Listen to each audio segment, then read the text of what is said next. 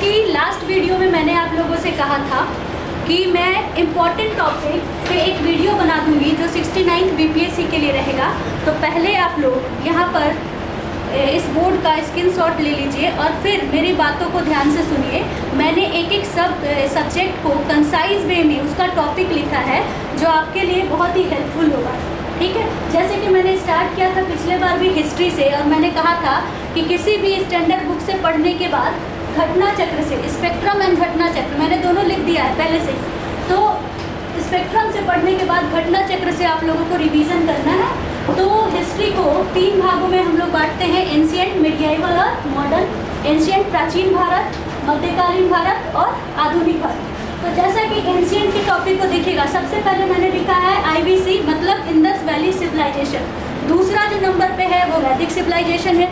तीसरा बौद्धिज्म, Jainism, Mauryan period, post Mauryan period, Gupta period और letter Gupta या पोस्ट गुप्ता आप लोग बोलते हैं। उसमें 2 आता है, एक आप लोग को आएगा चोल डायनेस्टी और दूसरा आता है वर्धन डायनेस्टी। तो आपको ये कंप्लीट एंशिएंट है जिसको कि आप लोगों को पढ़ना है।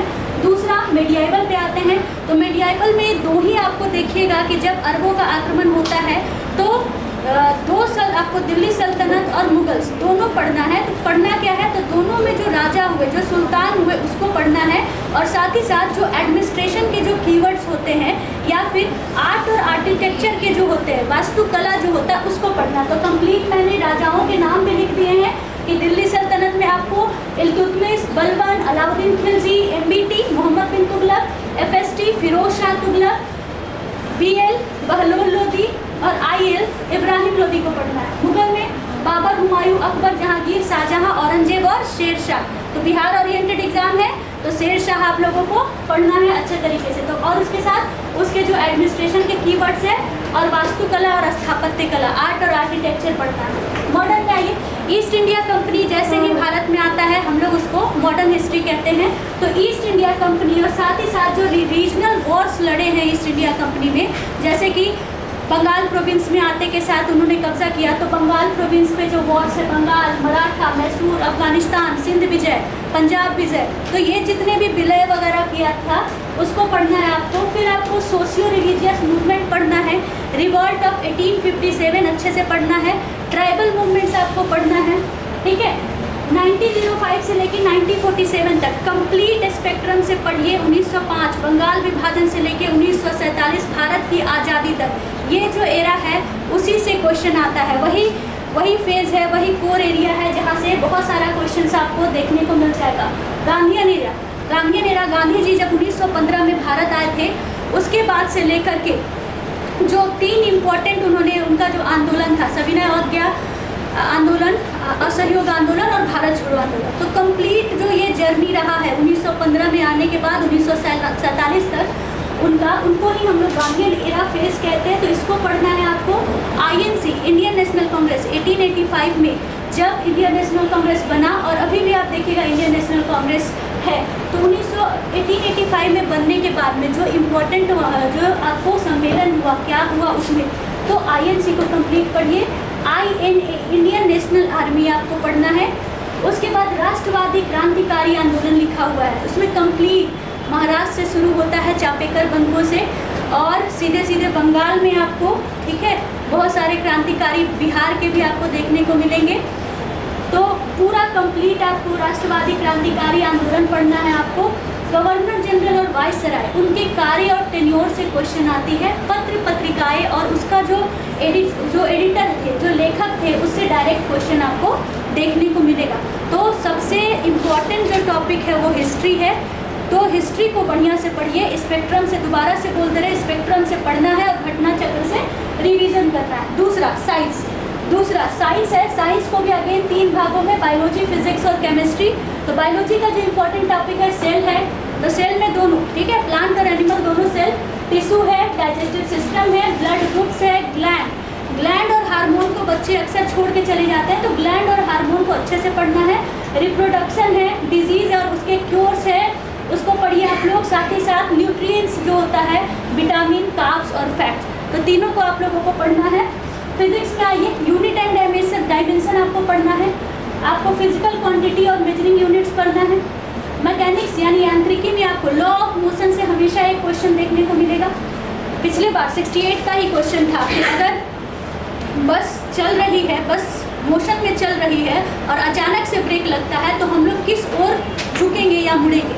तो इस तरीके का क्वेश्चन मोशन से आपको देखने को मिलेगा। दूसरा ग्रेविटी है, सिंपल पेंडुलम है, वर्क है, एनर्जी है, तो फिजिक्स है ये।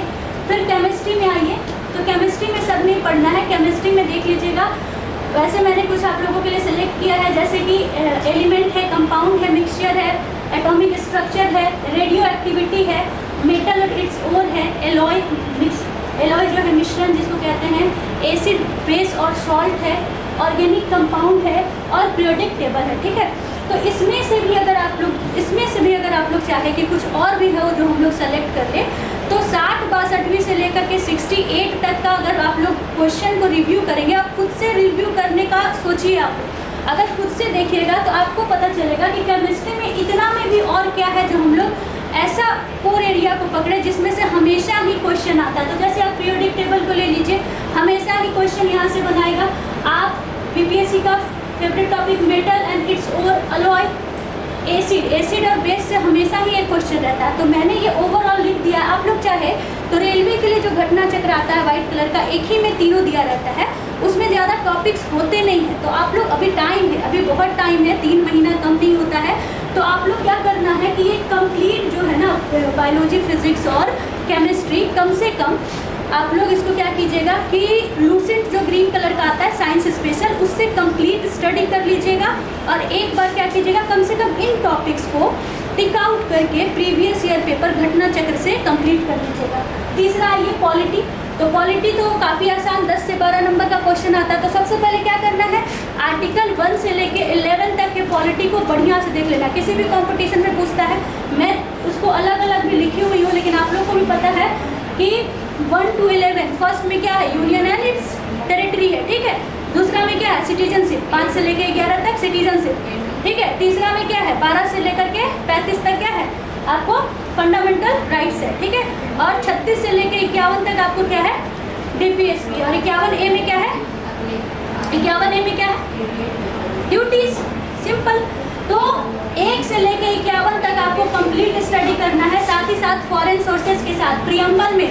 ठीक है, स्वतंत्रता कितना है, समानता कितना है, ये सब जो लाइंस होते हैं ना, कौन कौन से जो केसेस है इसका, जैसे बेरुबारी केस हो गया आपको, केशवानंद भारती केस हो गया आपको, तो केस के साथ प्रियम्बल को पूरा, foreign sources, preamble, fundamental right, duty, DPSP, amendments, और खास करके वो अमेंडमेंट जो काफ़ी इंपॉर्टेंट हो या नया हो, जो 100 से लेकर के 105वां अमेंडमेंट अभी चल रहा है। तो 100 से लेकर के 105, लड़की लोग हल्ला बहुत करती, 100 से लेके 105 अमेंडमेंट्स जो है ना, वो पूरा आप लोग को कंप्लीट करना है। Basic structure, parliamentary system, federal system, emergency, president, vice president, PM, state legislative, supreme court, high court और रीट्स को अलग से, 5 रीट्स को अलग से देख लीजिएगा। हमेशा पिछले बार भी हेबियस कॉर्पस से पूछा था।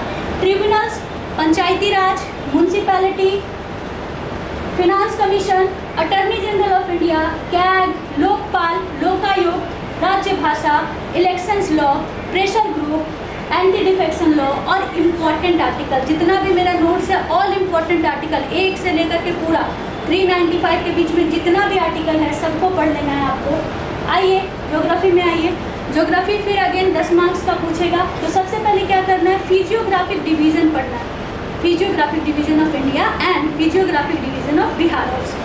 देखिए फिजियोग्राफी क्या होता है ना, कि एक ही बार में पता चल जाएगा कि भारत है, तो भारत में जो लैंड फॉर्म है, फिजियोग्राफी क्या क्या है भारत में, माउंटेन है, प्लेट्यू है, रेगिस्तान है, आइलैंड है। तो ये आप लोग को physiographic division with map, India, Bihar और वर्ल्ड, ये पूरा अच्छे से पढ़ लीजिए।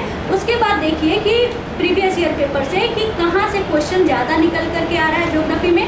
तो देखिएगा सॉइल चैप्टर से बहुत ज़्यादा क्वेश्चन पूछता है, इंडिया से भी और बिहार से भी। ठीक है, तो सॉइल चैप्टर करना है आपको, मिनरल्स करना है आपको, एग्रीकल्चर करना है आपको, ठीक है, सेंसस करना है आपको। सेंसस एकमात्र चैप्टर ऐसा है जो 2011 का सेंसस हम लोग पिछले 10 साल से 2023 आ गया, कोविड की वजह से अभी तक सेंसस हुआ नहीं है, दोबारा काम चल रहा है। तो सेंसस काफ़ी इजी है, इंडिया और बिहार, और हमेशा क्वेश्चन यहाँ से पूछता है। माउंटेन, लोकेशन, एंड उसके जो पिक्स है उससे क्वेश्चन पूछता है आपको, ठीक है। आगे ट्राइब्स से क्वेश्चन पूछता है, कौन सा ट्राइब्स कहाँ से रिलेटेड है, ठीक है। उसके बाद ग्रासलैंड से पूछता है और बाउंड्री लाइन से क्वेश्चन पूछता है। तो बाउंड्री लाइन दोनों, इंटरनेशनल बाउंड्री लाइन को भी रखिएगा क्लियर और इंडिया के जो बाउंड्री लाइन है उसको भी क्लियर रखिएगा। आ जाइए इधर बिहार स्पेशल पे। तो बिहार स्पेशल को छोड़ के नहीं जा सकता, 20 से 25 मार्क्स का क्वेश्चन। तो अभी टाइम बहुत है, तो इंग्लिश मीडियम वाले केबीसी नैनो पढ़ेंगे और हिंदी मीडियम वाले इम्तियाज़ अहमद पढ़ेंगे, ठीक है। और कंप्लीट क्या क्या पढ़ना है, हिस्ट्री पढ़ना है कंप्लीट, ज्योग्राफी पढ़ना है, सेंसस पढ़ना है उस बुक से, और करेंट अफेयर, बिहार का करेंट अफेयर लास्ट टाइम में आएगा, लेकिन 5 से 6 नंबर का वेटेज रहता है। बिहार के करेंट अफेयर को भी पढ़ना है। नेशनल इंटरनेशनल करंट अफेयर की बात करें तो उसको बस मैंने आपको 2 से 3 में समेट दिया है। स्पीडी पढ़ लीजिए जो पूरा ईयरली होता है, और एडुटेरिया पढ़ लीजिए, अभी 6 महीना वाला एडुटेरिया आया है, उसका कंप्लीट आपको पढ़ना है। और अगर करेंट अफेयर की बात करें तो आपको पता होना चाहिए कि कैसे वेटेज देता है, आपको इंटरनेशनल अफेयर ज़्यादा पूछता है, तब नेशनल अफेयर और तब जाके बिहार। तो आपको भी उसी तरीके से पढ़ना है और बहुत सारा प्रैक्टिस करना है, ठीक है। पीछे प्रैक्टिस सेट भी दिया रहता है।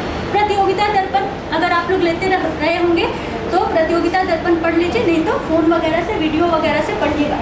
इकोनॉमिक्स से ज़्यादा क्वेश्चन आता नहीं है, 6 से 7 मार्क्स का ही क्वेश्चन आता है। तो क्या करना है, किसी भी बुक से इकोनॉमिक्स को पढ़ लीजिए।